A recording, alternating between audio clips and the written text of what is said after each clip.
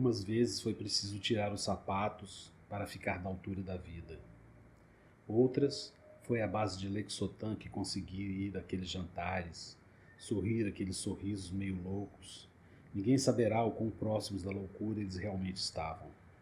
Mas descalça, no assoalho frio, é que alcanço a calma despida que você vê neste momento em meu rosto.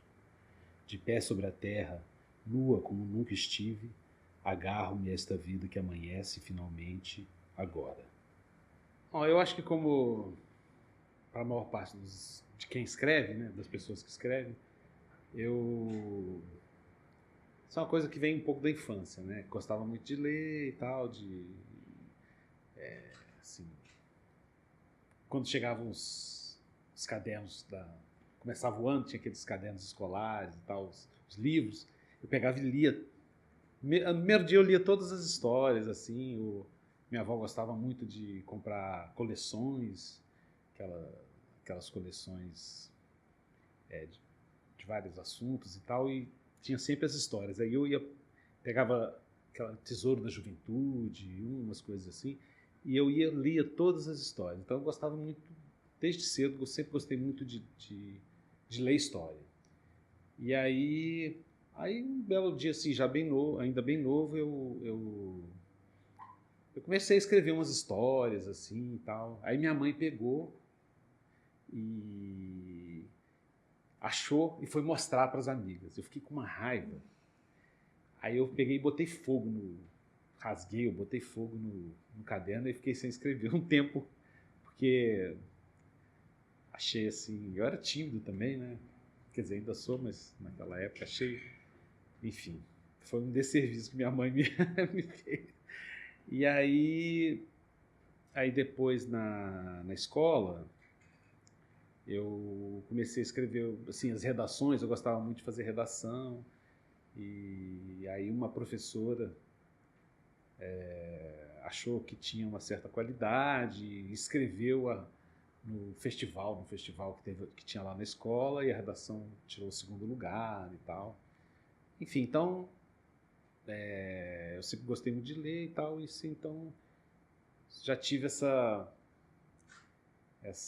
relação assim com a escrita, né? E depois, na faculdade também, tentava escrever uns poeminhas e tal, mas nunca assim pensando em algo mais definitivo, assim, né?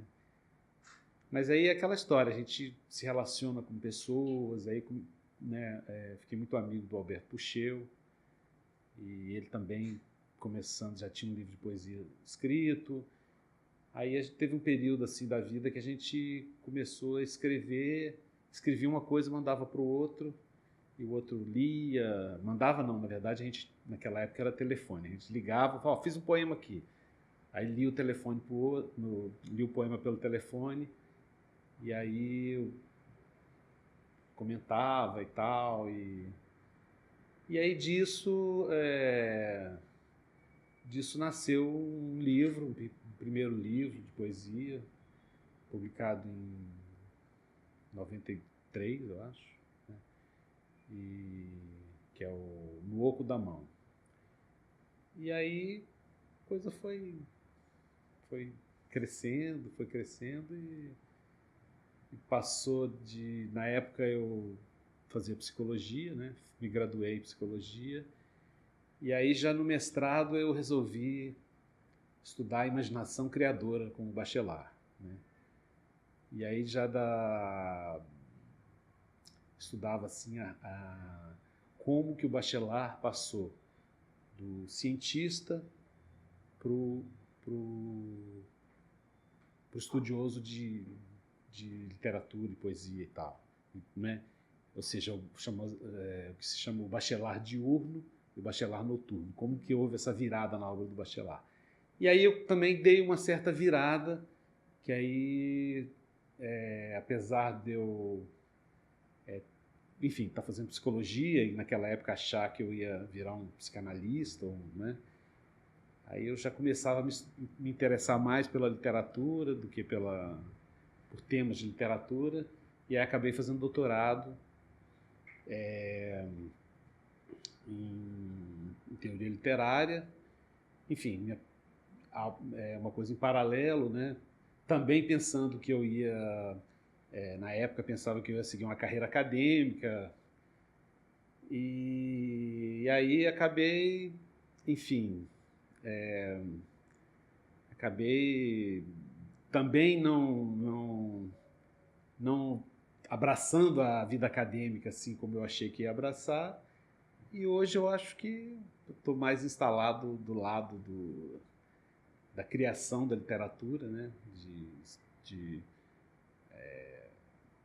escrever poesia, do que de pensar criticamente a poesia, ainda que seja uma dimensão daquilo que eu faço, né? Pensar a poesia, a criação poética, na sua dimensão um pouco teórica também, né? Mas não, mas estando mais situado do lado da criação do que do lado da, da crítica, exatamente. Tantas vezes eu me sinto passageiro clandestino no meu corpo, como embarcado no vagão que corta a cidade desde o subúrbio, onde moram ou devem morar poetas, amantes e demais revolucionários, segundo Platão.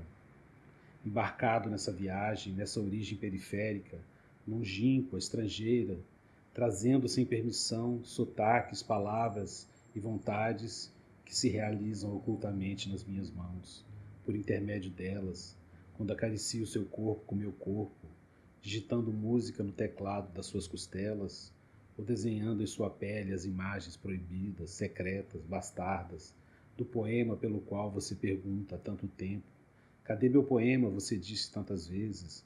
Ou talvez você nunca tenha pedido. Talvez tenha sido eu a ter visto um poema saltar, ilícito, da sua boca, para sobrevoá-la, dissimulado. Um poema inodado em seus cabelos há tanto tempo. Um poema ainda trêmulo, sondando espaço e tempo em nosso olhar mútuo, na órbita da nossa vida e em nosso espaço e tempo. Esse tempo que nos percorre, mas também o tempo que se amontoa e nos dá as tramas que se amarram entre nós a contrapelo, de todo princípio para infligir vigências e efeitos dessa viagem em que sou passageiro, como uma folha ao vento, mas que vigora em mim como um contrato sem promessa, sem celebração, a não ser o próprio ato que escapa de si mesmo, o próprio delito de lhe escrever essas palavras com a luz dos meus olhos. Porque quando eu sou de Goiânia, né? Então, quando eu fui para o Rio, com 17 anos, 17 para 18 anos, né? Eu não conhecia, foi uma aventura, assim, para o Rio, né? Foi uma coisa meio louca, né? Morava em Goiânia, tinha uma vida confortável com a minha família lá e de repente resolvo para o Rio sem conhecer ninguém, mais por uma questão de aventura mesmo, e aí chego no Rio, vou morar num quarto de empregada de uma que alugava lá como uma pensão assim, e não conhecia ninguém. Na época a universidade estava em greve, foi em 84. E aí eu não tinha nada para fazer no Rio, ficava andando, e aí uma dessas andanças em Copacabana eu passei por uma feira de livros, e aí o primeiro livro que eu comprei, assim, o primeiro livro que eu comprei mesmo por livre e espontânea vontade, sem ter sem ter um trabalho escolar para fazer, foi o livro A Teus Pés, da Ana Cristina César. E aí, como eu não tinha nada para fazer, eu ficava lendo, né? E eu achei assim diferente, assim, da forma como eu conhecia a poesia, né? Então, aquilo teve um impacto em mim, assim, de mostrar que assim, no livro ela tem um poema que ela menciona o Drummond. Então, Aí isso fez com que o segundo livro que eu comprasse fosse uma edição de poesia completa do Drummond em 2 volumes. Então, o que eu fazia na época, esperando a universidade sair da greve para poder iniciar meu curso de psicologia, era ler Ana Cristina César e ler o Drummond. Né? Li a obra toda do Drummond assim, umas 2 vezes, porque, enfim, foi aí que começou. Porque eu achava, assim, eu tinha, quando eu era menor, né, jovem, eu achava que um dia eu escrever um romance, que eu não tinha assim quando jovem, relação com a poesia, com leitura de poesia. Para mim, quando eu lia Fernando Sabino também, né, O Encontro Marcado, né, eu achava que eu ia um dia escrever um romance, assim, imaginava isso, né? E aí, como em função da amizade com Puxeu, né, e com outros poetas que eu vim conhecendo, eu acabei desenvolvendo mais o lado, a escrita de poesia. E então essa vontade de escrever romance foi uma coisa que ficou dormindo e só agora, aos 50 anos, é que acordou de novo. Na suíte H. Subiram os dois para um momento mais íntimo, para celebrar o que em ambos era primordial, entregando suas vidas à continuidade da vida, a porção que cada um tem de animal dentro do humano. Subiram, como que rastejando, para o ato plural, por mais que lhes parecesse tão singular, subiram, na leveza dos seus 17 anos, mas com o peso dos nomes falsos no bolso do casaco. Subiram como se cada um pudesse ser proprietário de si mesmo, ou fosse gritar a plenos pulmões em praça pública seu amor, para que isso fosse sabido em cada sala de estar. Subiram, e já dentro do quarto, em vez de lançar as roupas aos ares e dar origem ao ritual há tanto tempo antecipado, ou mesmo prefixado em seus DNAs, nos 5 dedos de cada mão, no menor e no maior sonho, em vez de se precipitarem um sobre o outro, sentaram-se na beirada da cama. Em silêncio, ele sabia que tinha de se orientar por seu corpo delgado, por sua brancura, por seus receios. Ela sabia que devia navegar por seus músculos, por seu vigor, mas de fato nada sabiam. Não tinham escola, nem partido, nem seita. Não eram ateus ou crentes. Não iriam patrocinar o fim do mundo ou seu começo. Na suíte H, terrivelmente sós, de mãos dadas, com o coração, um único coração, saindo por suas bocas. É como se estivesse dando os primeiros passos, né? Porque, assim como poesia, você tem que ter um percurso, tem que ter um aprendizado, muita leitura. Porque uma coisa é você ler romance assim, né?